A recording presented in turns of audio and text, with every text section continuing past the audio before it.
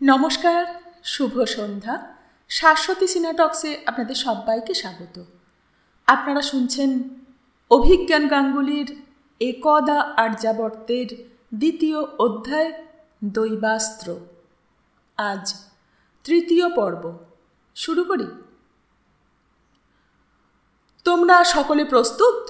সূর্যোদয়ের কিন্তু আর দেরি নেই। চাণক্য প্রশ্ন করলেন। 6টি দ্রুতগামী ঘোড়ার লাগাম ধরে দাঁড়িয়ে আছে 6 কিশোর। তাদের প্রত্যেকের সঙ্গে রয়েছে অস্ত্র। প্রতিটা ঘোড়ার পিঠ থেকে ঝুলছে কাপড়ে বাঁধা যাত্রাপথের প্রয়োজনীয় সরঞ্জাম, শুকনো খাদ্য, তৈজসপত্রাদি। জ্যোতিষ গণনা করে এই বিশেষ দিন ঠিক সূর্যোদয়ের সময়ে তাদের যাত্রা আরম্ভের শুভ সময় বলে নিদান দিয়েছেন। সেই অনুযায়ী প্রত্যেকে প্রস্তুত হয়েছে। চাণক্য প্রদীপের আলো নিয়ে একে একে প্রত্যেকের সামনে এসে দাঁড়ালেন। তাদের প্রস্তুতি দেখে সন্তুষ্ট হলেন। পূর্বের আকাশের অন্ধকার হালকা হয়ে আসছে। তার শিষ্যরা তাকে প্রণাম করে ঘোড়ার পিঠে উঠে বসল। চাণক্য তাদের আবারও মনে করিয়ে দিলেন, মনে রেখো, পথ হবে অতি দুর্গম, মানচিত্র বহু যুগ আগের। আমরা কেউই জানি না যে তাতে নির্দিষ্ট পথ বর্তমানে আদৌ আছে কিনা। তাছাড়া মানচিত্র পেছনে কিছু কথা লেখা আছে যার মানে দুর্বোধ্য। এর অর্থ আমরা উদ্ধার করতে পারিনি। কখনো যদি মনে হয় যে এই অভিযানে সফল হওয়ার আর কোনো সম্ভাবনা নেই, তবে নির্দ্বিধায় তোমরা ফিরে এসো। মনে থাকবে তো? হ্যাঁ আচার্য, সবাই সমস্বরে উত্তর দিল। বেশ, তবে তোমরা এইবার রওনা হও। পথে প্রথমেই পড়বে গভীর বন। মনে রেখো, সন্ধ্যার আগেই তোমাদের বন পেরিয়ে যেতে হবে। ওই দেখো, সূর্যোদয় হচ্ছে। অতএব আর বিলম্ব নয়। ঈশ্বর তোমাদের রক্ষা করুন। তক্ষশিলার উত্তরের দ্বার খুলে গেল। 6 জন তরুণ অশ্বারোহী ঘোড়া ছুটিয়ে বেরিয়ে এলো ফটক দিয়ে এবং বায়ুর বেগে ছুটে চলল তাদের অজানা গন্তব্যের উদ্দেশ্যে। তাদের ঘোড়ার খুরের আঘাতে মাটি থেকে ওরা ধুলোর কুণ্ডলী যতক্ষণ দৃশ্যমান রইল, ততক্ষণ চাণক্য দাঁড়িয়ে রইলেন তক্ষশিলার দ্বারে। নিজের 6 প্রিয় শিষ্যদের তিনি এমন এক কঠিন পরীক্ষার মুখে ঠেলে দিয়েছেন যার ফলে তাদের প্রাণহানি পর্যন্ত হওয়ার সম্ভাবনা আছে।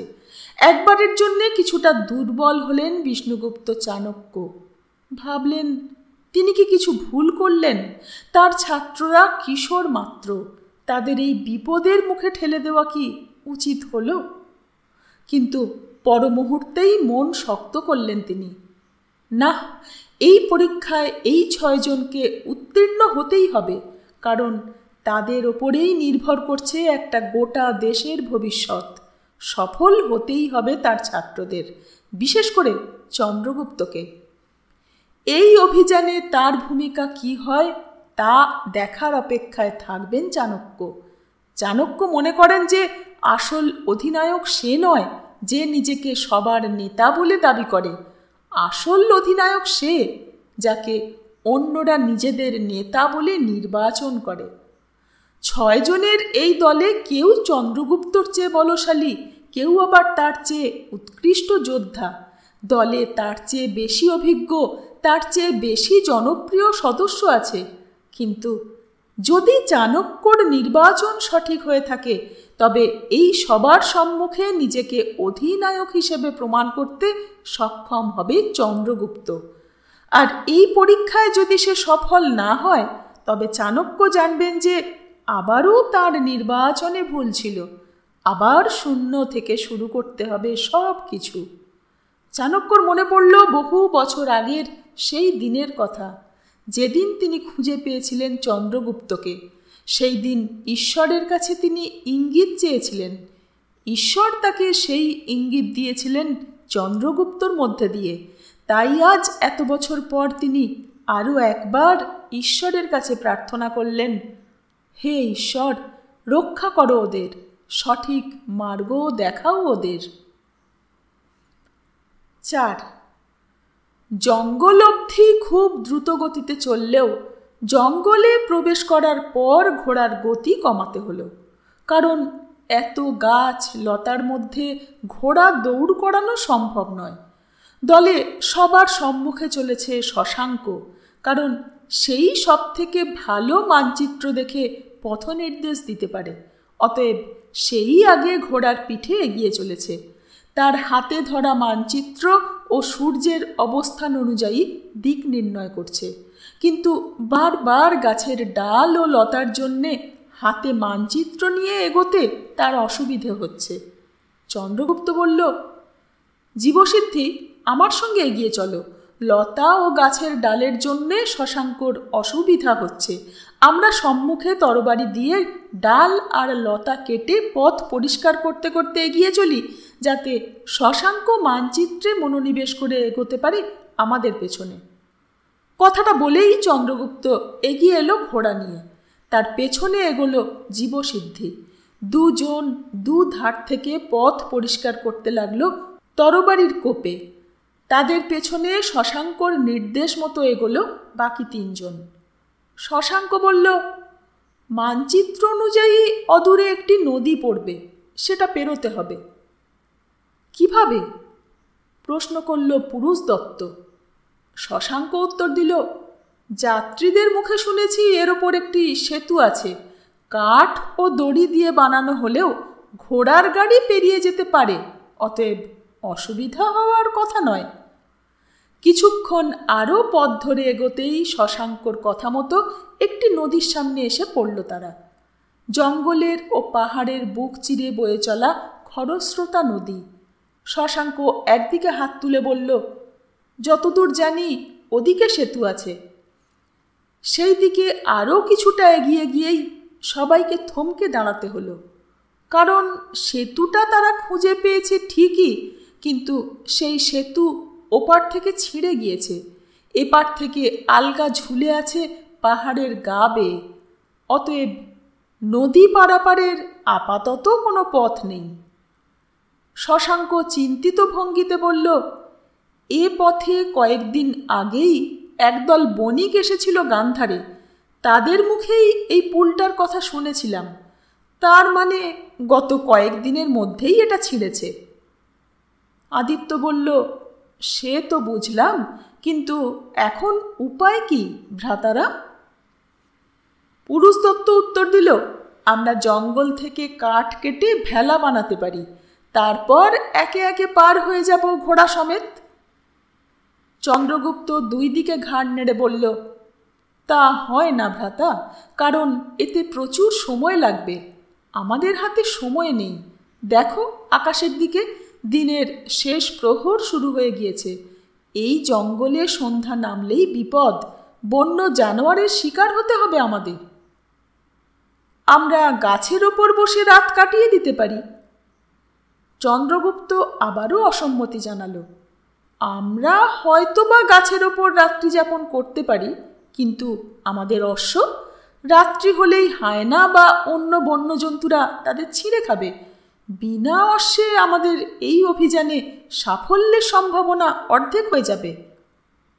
কেউই এরপর আর কিছু বলতে পারল না। চন্দ্রগুপ্তর কথায় যুক্তি আছে বুঝতে পারল তারা। অক্ষয় বলল, তাহলে উপায়?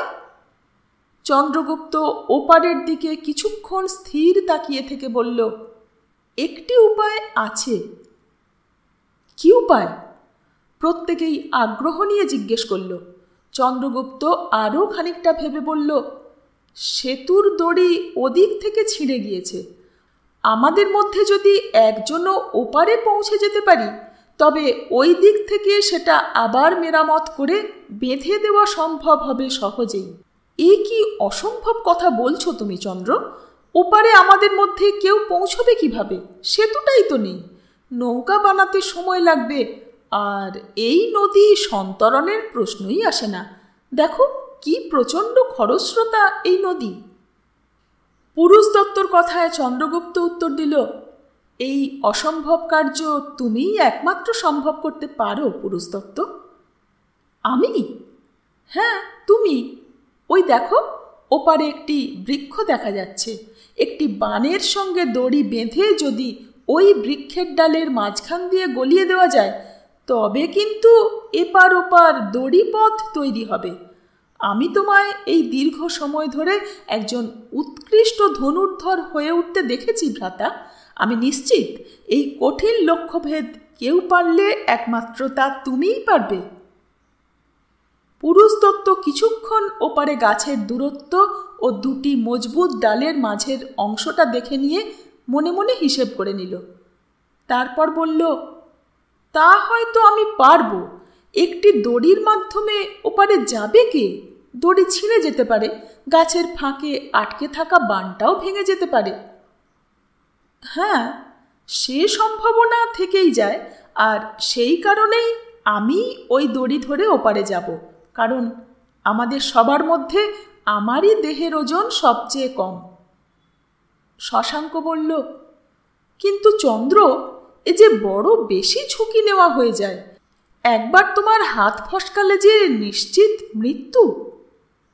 চন্দ্রগুপ্ত দুহাত তুলে অসহায় ভঙ্গিতে বলল, আর কোনো উপায় নেই ভ্রাতা, এই ঝুঁকি নিতেই হবে।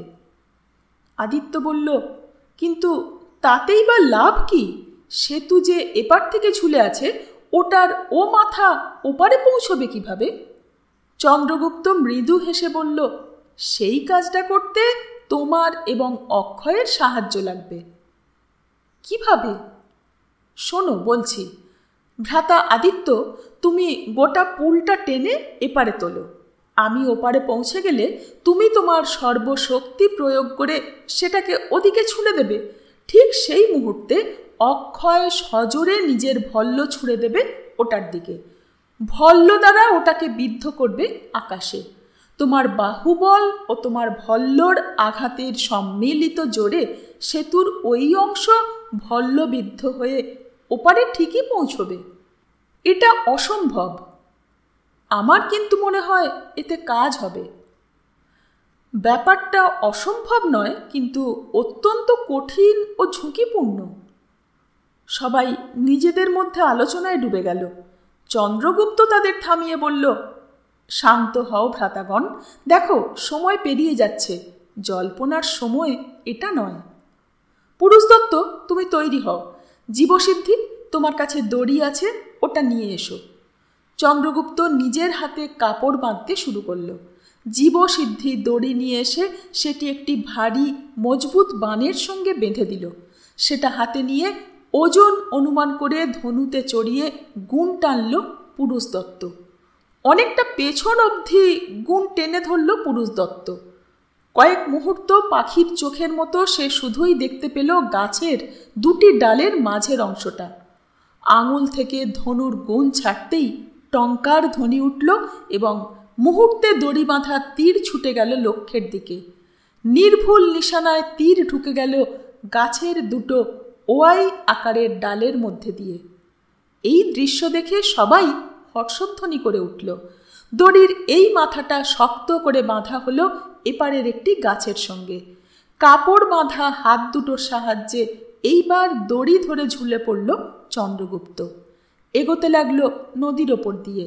নিচের দিকে একবার চোখ গেল তার। মুহূর্তে বুক ঠান্ডা হয়ে এলো নিচে বয়ে চলা সাক্ষাৎ মৃত্যুরূপী নদীটাকে এক নজর দেখে। মনে হলো হাতের জোর বুঝি কমে আসছে, ফসকে যাবে এখুনি। এপার থেকে চিৎকার করে উঠল তার 5 ভ্রাতা। চন্দ্রগুপ্ত চোখ বন্ধ করল। না, এটা দুর্বলতার সময় নয়। অর্ধেক খাত পেরিয়ে গিয়েছে সে ইতিমধ্যে, আর মাত্র কিছুটা। দৃঢ় চিত্তে আবার এগিয়ে চলল চন্দ্রগুপ্ত। ওপারে পা রাখতেই আরও একবার এপার থেকে হর্ষধ্বনি উঠল।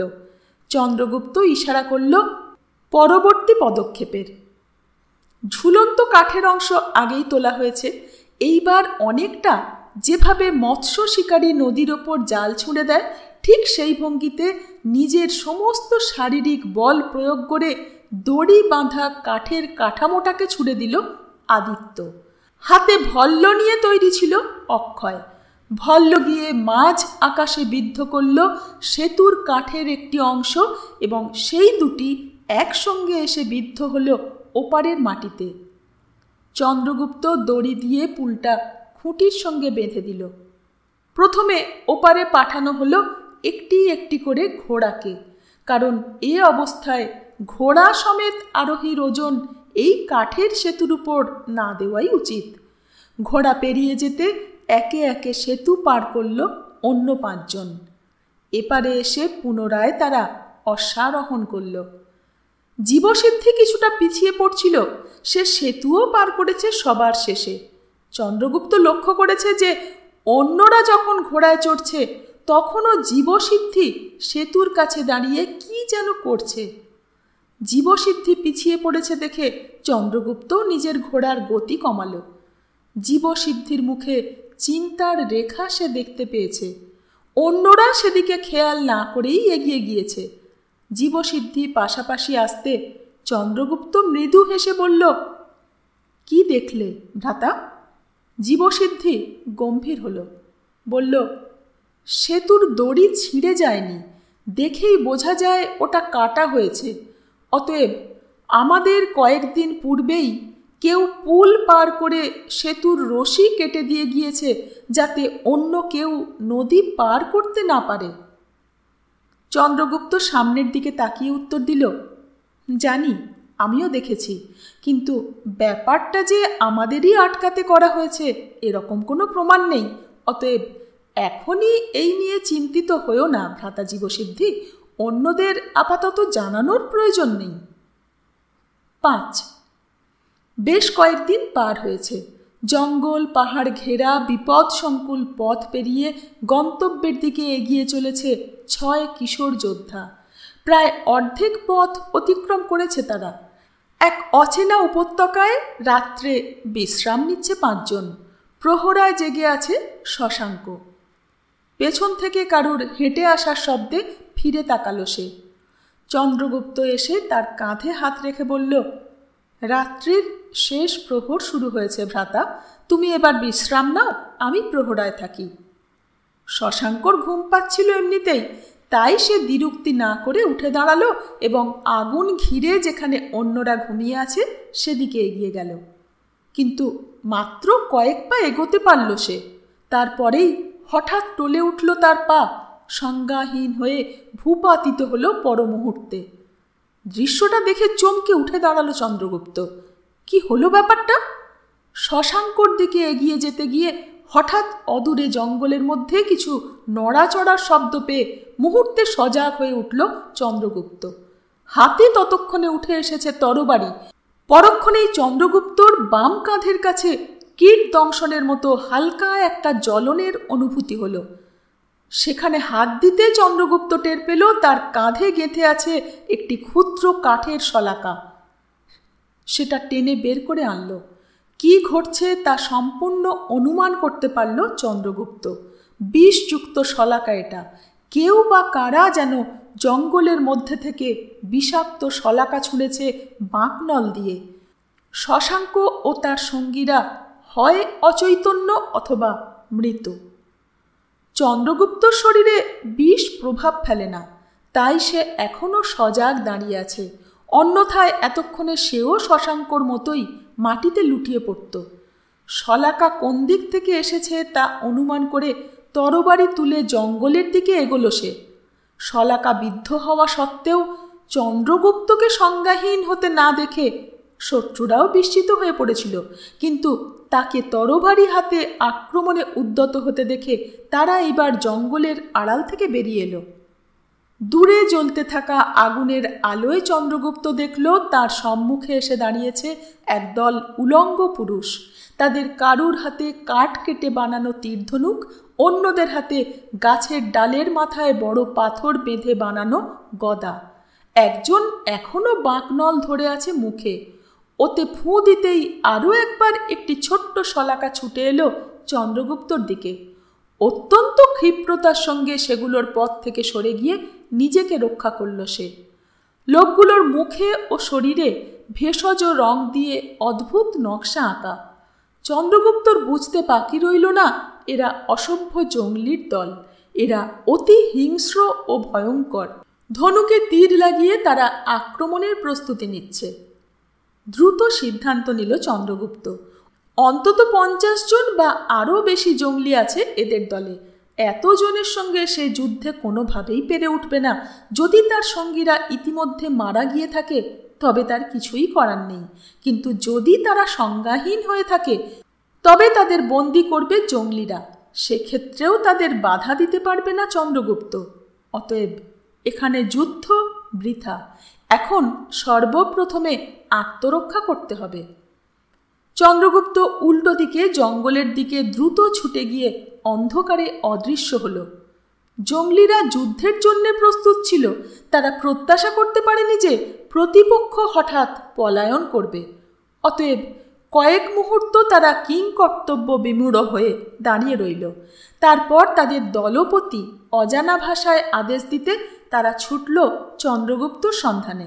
কিন্তু ওই কয়েক মুহূর্তের ব্যবধান জঙ্গলের গভীরে হারিয়ে যাওয়ার জন্যে চন্দ্রগুপ্তর কাছে যথেষ্ট ছিল। কিছুক্ষণ খোঁজাখুঁজির পর জঙ্গলিরা বুঝতে পারল যে এই গভীর বনে অন্ধকারে এক কিশোরকে খুঁজে পাওয়া অসম্ভব। অতএব দলপতির নির্দেশে তারা অনুসন্ধান বন্ধ করল। অন্য 5 জনের সংজ্ঞাহীন দেহগুলো এক একটি বাঁশের সঙ্গে বেঁধে 2 জন করে কাঁধে নিয়ে রওনা দিল। তাদের তৈজসপত্র ও ঘোড়া যেমন ছিল তেমনই পড়ে রইল। এই জঙ্গলিরা এইসব বস্তু ব্যবহারে বা অশ্বারোহণে অভ্যস্ত নয়। অতএব এইসবের প্রয়োজন তাদের নেই। প্রথম জ্ঞান ফিরল জীবসিদ্ধির। তার মাথা এখনো ঝিমঝিম করছে। টের পেল তার 2 হাত পিছমোড়া করে বাঁধা। প্রথমে বুঝতে পারল না যে দিন না রাত, কারণ যে কুটিরে তাদের বন্দি করে রাখা হয়েছে তা অন্ধকার। অন্ধকারে দৃষ্টি সয়ে যেতে জীবসিদ্ধি খেয়াল করল যে কুটিরের মেঝে ও দেওয়ালে ঠেস দিয়ে অচৈতন্য অবস্থায় পড়ে আছে তার সঙ্গীরা। প্রত্যেকেরই হাত মজবুত লতা দিয়ে বাঁধা। কি ঘটেছে অনুমান করার চেষ্টা করল জীবসিদ্ধি। রাত্রে সে ঘুমোতে গিয়েছিল এইটুকু তার মনে আছে।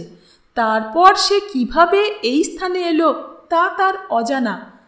এইবার আশেপাশে লক্ষ্য করল সে কুটিরের দেওয়ালে অদ্ভুত কিছু ছবি আঁকা আছে। ভয়ঙ্কর কিছু মূর্তির ছবি দেখা যাচ্ছে।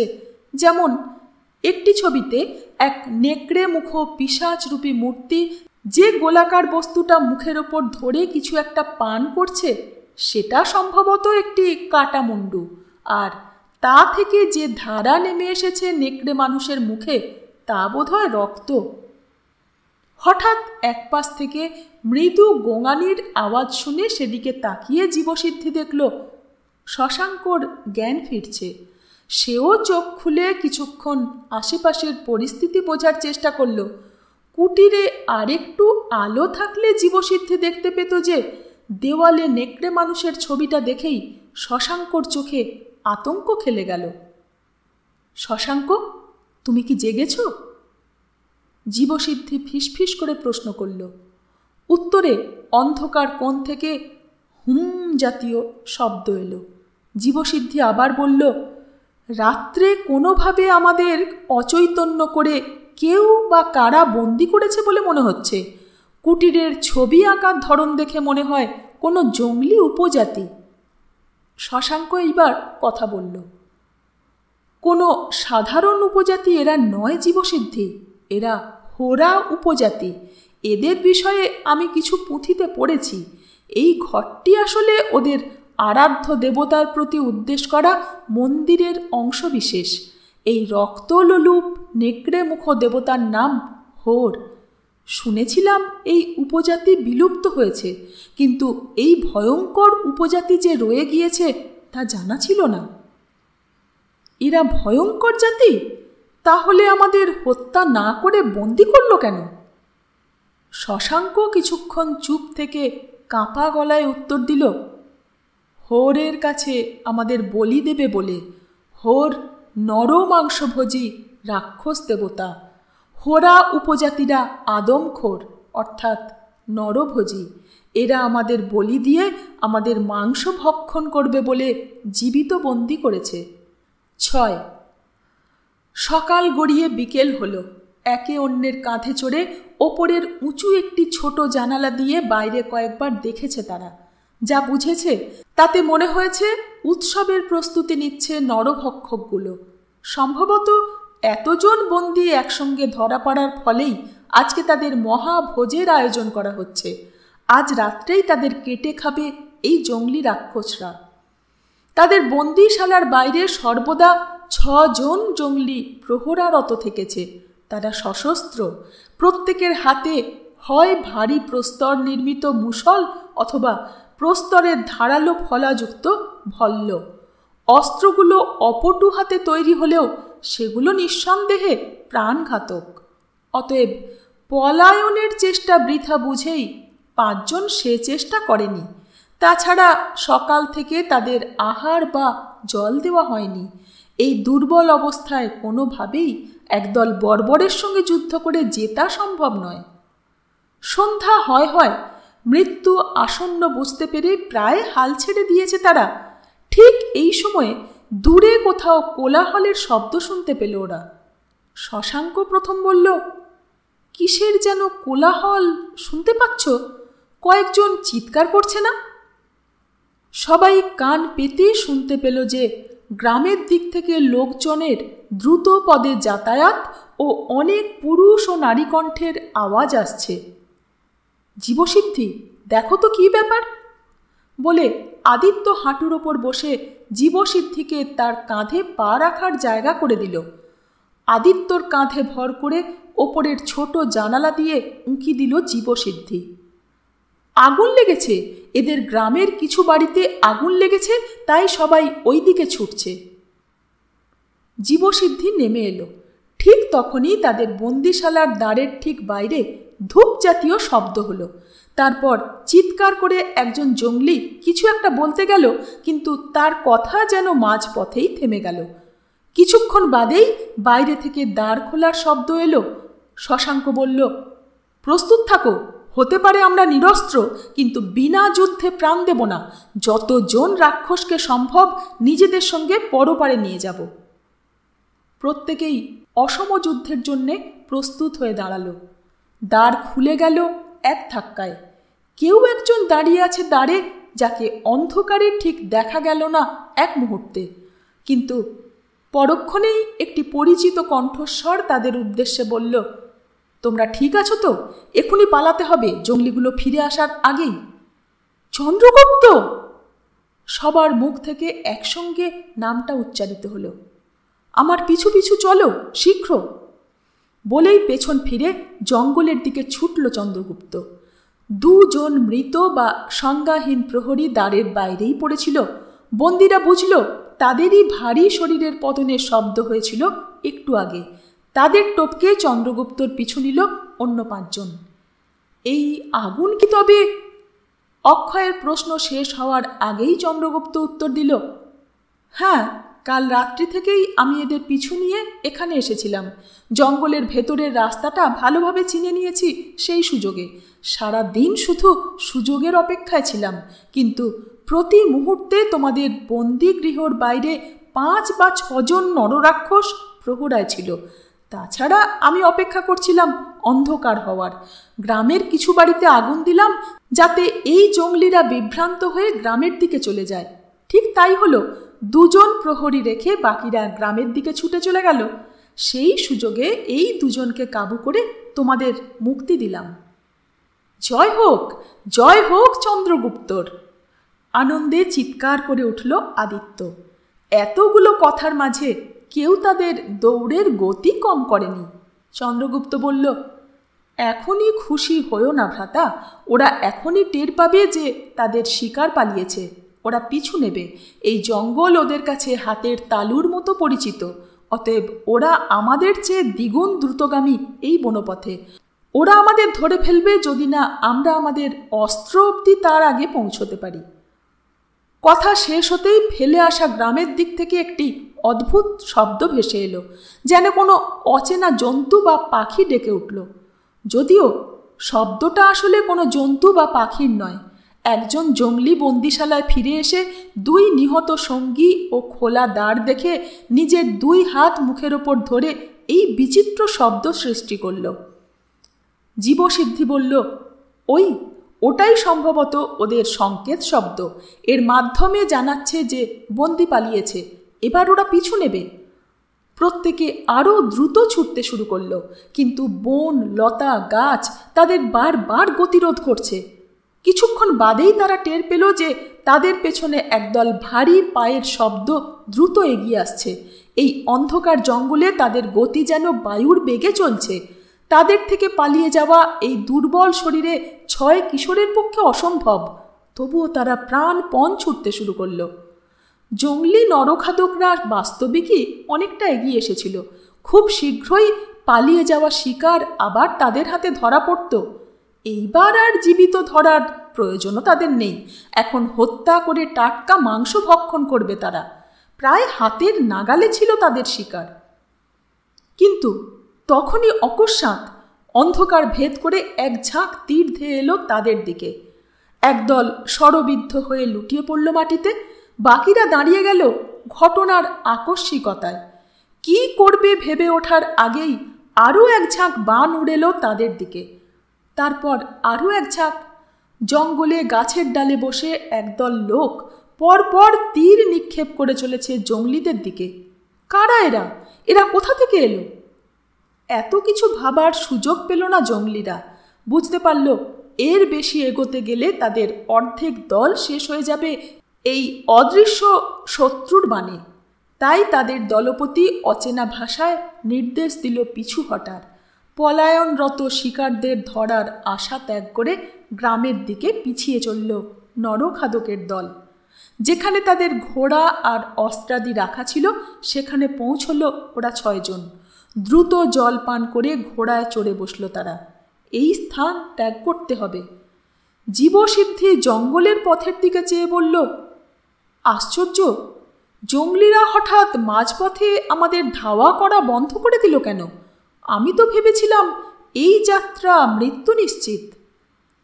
চন্দ্রগুপ্ত গম্ভীরভাবে শুধু বলল, আশ্চর্যই বটে, ব্যাপারটা আমারও অদ্ভুত লাগছে। কি ঘটল হঠাৎ জঙ্গলের ভেতর? তবে আপাতত আমাদের এই স্থান ত্যাগ করার সিদ্ধান্তকেই অগ্রাধিকার দেওয়া উচিত। 6 যোদ্ধা চাঁদের আলো ও স্থির উজ্জ্বল ধ্রুব তারাকে সঙ্গে করে ঘোড়া ছুটিয়ে দিল উত্তর পশ্চিম দিকে। আজ এই পর্যন্তই থাক। দারুণ রোমহর্ষক এই 6 কিশোরের অভিযান। শুনতে থাকুন, সঙ্গে থাকুন। ধন্যবাদ।